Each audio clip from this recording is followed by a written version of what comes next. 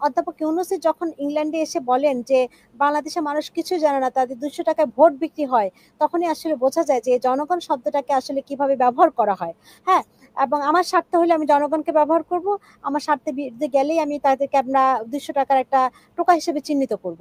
এবং পিআর পদ্ধতির কথা বলা হচ্ছে এনসিপি যেটাতে রুষ্ট, যে তারা চাচ্ছে, তারা কি আদৌ বাংলাদেশের জনগণকে বোঝাতে পেরেছে যে এটা আসলে কি?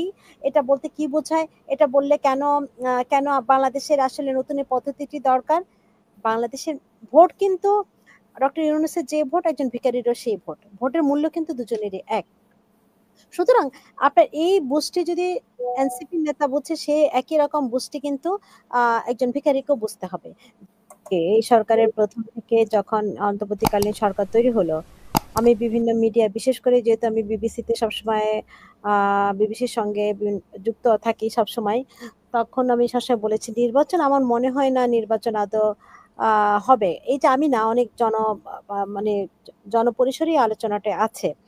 কেন এই আস্থাহীনতা তৈরি হয়েছে, কেন এই সংকট তৈরি হয়েছে নির্বাচন নিয়ে? একটি হলো যে দেখেন পিআর এর পদ্ধতি যে আ এনসিপি যে মডেলটি বলল যে নির্বাচন পিআর পদ্ধতি, যেটা আসলে বাংলাদেশের সাধারণ জনগণের এগুলোর সঙ্গে কি সম্পৃক্ততা আছে আসলে?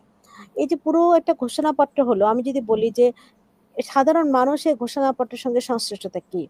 যে কমিশনগুলো তৈরি হলো, ১০ টি কমিশন, সে কমিশনগুলো যেভাবে কাজ করেছে সেই মেথোডলজি ছিল ত্রুটিপূর্ণ।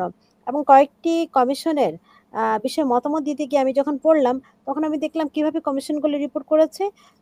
২৫ টা ওয়ার্কশপ, ২২ টা ওয়ার্কশপ, যেগুলোর মধ্যে ১৮ টি ১৯ টি হয়েছে ঢাকায়।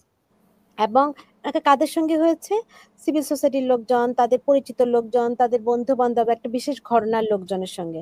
এবং যে ৫-৬ টি ওয়ার্কশপ ঢাকার বাইরে হয়েছে, সেগুলো একেবারে বিভাগীয় শহরগুলোতে হয়েছে। যেক্ষেত্রে আপনি দেখবেন অনেক সময় বিভিন্নজন বলেছে যে অমুক সংগঠনের সঙ্গে কথা বলেনি, অমুক আ আপনার দলের সঙ্গে কথা বলেনি। এখন এই যে একটা ওই যে পিক অ্যান্ড চুজ এর যে রাজনীতি, যে আমার স্বাচ্ছন্দ্য যার সঙ্গে তার সঙ্গে কথা বলব। আমার মতো করে ডাটা আমি যেভাবে পাবো তাদের সঙ্গে কথা বলব, হ্যাঁ? তো য একটা বাংলাদেশের জনগণের একটা বিশাল অংশ কিন্তু এই আপনার সুপারিশ মালার বাইরে আছে। এখন দেখুন, তাহলে এই যে সরকার টাকা খরচ করে, আমরা দেখলাম যে কয়েকটা ট্রেন ভাড়া করা হলো জনগণকে আনার জন্য। এই যে একটু আগে যে কথা হলো যে সরকার কেন টাকা খরচ করবে? যেটি একটু আগে পাটোয়ারি সাহেব বলছিলেন যে ভারতে বলছে যে কেন শেখ হাসিনার জন্য টাকা খরচ করা হবে? সেই প্রশ্নটা কিন্তু আমরাও কিন্তু করছি। আমরা কিন্তু করার অধিকার রাখি। কেন একটা সংস্কার, একটা ঘোষণাপত্র শোনার জন্য সরকারকে জনগণের টাকা খরচ করে তাকে আনতে হবে? কেন জনগণের টাকা খরচ করে তাকে, এই যে অধ্যাপক ইউনূস ১২ বার বিদেশে গেলেন। কেন এত কোটি, কোটি টাকা খরচ করে যিনি নিজের কোনটাই কিন্তু ইনভিটেশন না, নিজে খরচ করে গেলেন। হ্যাঁ, তো এখন জবাবদিহিতা তো আমাদের দেশে আগের সরকারের ছিল না, এখনো নেই। এই সরকারেরও নেই।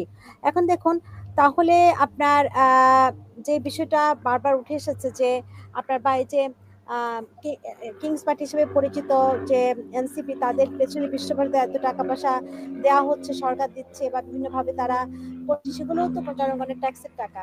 বা কেন আমি সেখানে নিরাপত্তার জন্য একটা বাহিনীকে রাখবো?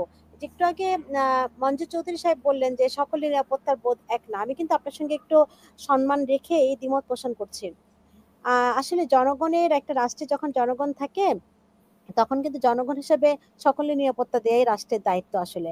তো সুতরাং কারো উপরে আপনার কাউকে মব করে, কারো উপরে সহিংসতা করে আপনার সেটাকে তিনি আওয়ামী লীগ করেছেন কিনা, তিনি অমুক করেছেন কিনা, এবং সেটা কখনো ডেভিল হান্টের মাধ্যমে, কখনো তৌহিদি জনতার মাধ্যমে, কখনো প্রেশার গ্রুপ হিসেবে, কখনো জনরোষ হিসেবে তকমা দিয়ে সেগুলো সহিংসতাকে বৈধ করা আসলে কোনোভাবেই আসলে মানে জাস্টিফাই বা গ্রহণযোগ্য না।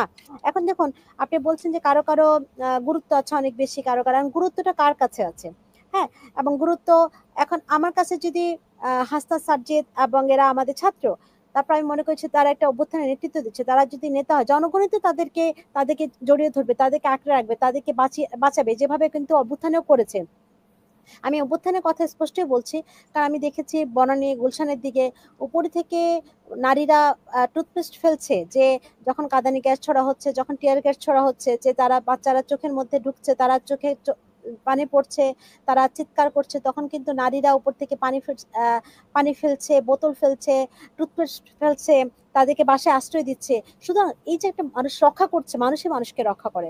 এটা বাংলাদেশ নয়, পৃথিবী জুড়েই কিন্তু যখন দুর্বিপাক হয়, দুর্ঘটনা ঘটে, বড় ধরনের বিপদ-আপদ হয়, সকল সময় কিন্তু মানুষ মানুষের পাশে দাঁড়ায়, সরকার কিন্তু পড়ে যায়।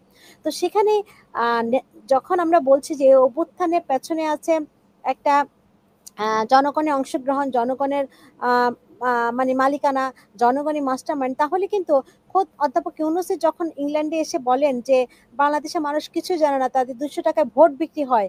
তখনই আসলে বোঝা যায় যে জনগণ শব্দটাকে আসলে কিভাবে ব্যবহার করা হয়। হ্যাঁ? এবং আমার স্বার্থ হলে আমি জনগণকে ব্যবহার করব। আমার স্বার্থের বিরুদ্ধে গেলেই আমি তাদেরকে ৳২০০ একটা টোকা হিসেবে চিহ্নিত করব। এবং ঠিক একইভাবে যদি আমি বলছি যে, এই যে পিয়ার পদ্ধতির কথা বলা হচ্ছে, এনসিপি যেটাতে রুষ্ট, যে তারা চাচ্ছে, তারা কি আদৌ বাংলাদেশের জনগণকে বোঝাতে পেরেছে যে এটা আসলে কি? এটা বলতে কি বোঝায়? এটা বললে কেন বাংলাদেশের আসলে নতুন এই পদ্ধতিটি দরকার? বাংলাদেশের ভোট কিন্তু ডক্টর ইউনূসের যে ভোট, একজন ভিখারিরও সেই ভোট। ভোটের মূল্য কিন্তু দুজনেরই এক। সুতরাং আপনার এই বুঝটি যদি এনসিপির নেতা বুঝে, সে একই রকম বুঝটি কিন্তু আ একজন ভিখারিকেও বুঝতে হবে। যে আ আ হ্যাঁ, আমি এটার জন্য ভোট দেব। কারণ আমার কাছে এটা এরকমভাবে স্পষ্ট। সুতরাং এই যে একটা উপর থেকে চাপিয়ে দেয় একটা বিষয়, উপর থেকে মানে একটা কি বলে এটা? মানে ধার করা একটা বিষয় বাংলাদেশের মানুষকে চাপিয়ে দেওয়া, বা বাংলাদেশের মানুষ জানেও না যেগুলো কি হচ্ছে। সেক্ষেত্রে আসলে আমার কাছে মনে হয় এই বিষয়গুলো একটু কঠিনই।